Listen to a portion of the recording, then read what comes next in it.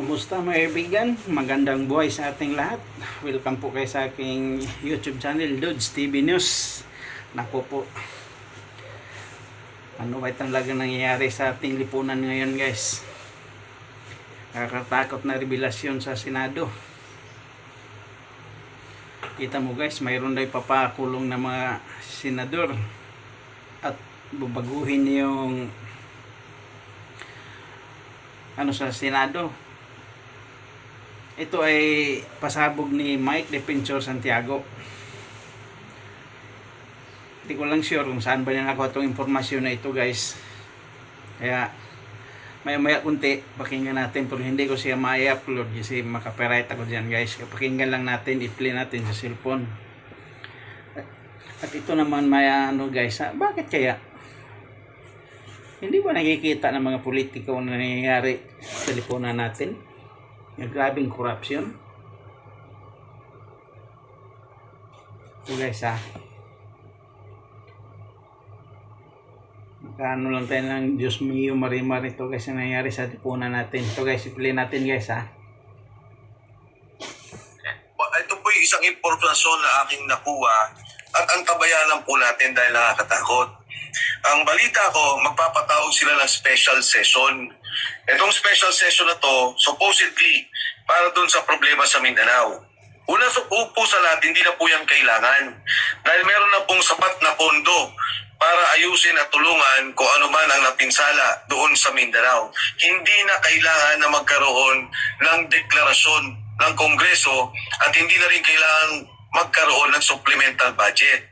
Pero, pag sila po yung special session, ang una nilang gagawin ay ipipilit nila ang pagbabago ng liderato ng Senado. Ipipilit nila na yung 12 ay pwede na. Kasi ano pong ibig ko sabihin?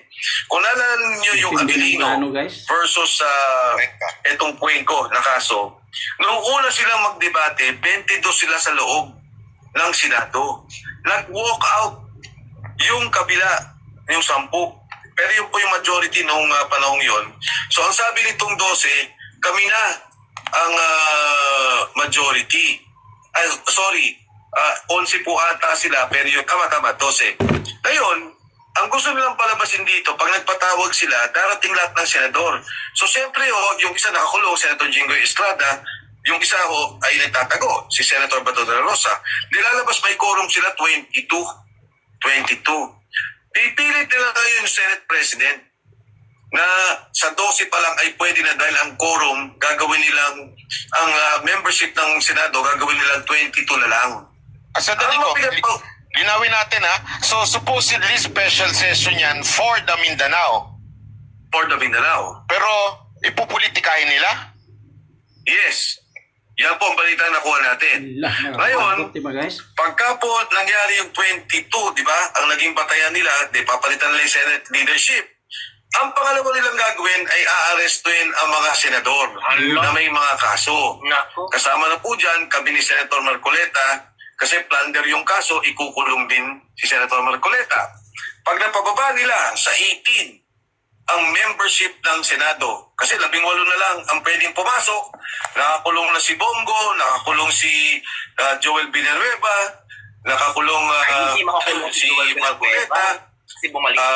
Balita ko rin, si Robin Padilla, ikukulong din nila.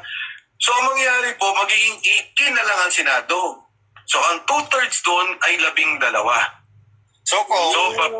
I'm sorry, Kong. So ito, may kaugnayan pa rin ito sa impeachment ni BP Sara Duterte. Ano mangyayari? Kasi kailangan 16, di ba, bago ma-impeach si BP Sara Duterte. Paano? Pag naging 18 na lang sila, may pagbabago bang mangyayari doon? Gusto nilang palabasin na 18 na lang ang total membership ng Senado. So pagka 18 na lang, pag ikay nakakuha ng 12, pwede na yung 2/3. Pagka 18 na lang, at meron kang 2/3 ng Senado, pwede mo na rin pagpalitan ang saligang batas. So, ito yung kabuwang lumalabas na kwento.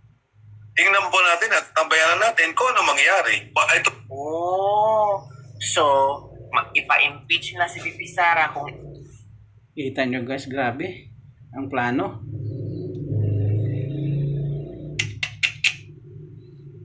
Tuloy natin, guys. 18 na senadors na lang, Kasi yung iba ipakukulong nila, bibigha ito ang senaryo.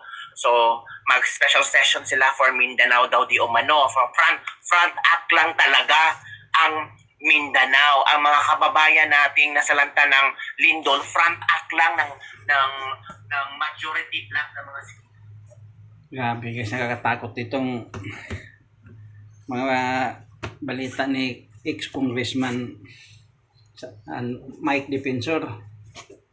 Kaya antabayanan natin guys kung ano ba talagang mangyayari sa Senado, kung totoo itong balita ni Tol Mike Defensor. Abangan lang natin guys. Kaya dito lang muna tayo at maraming salamat. Bye bye.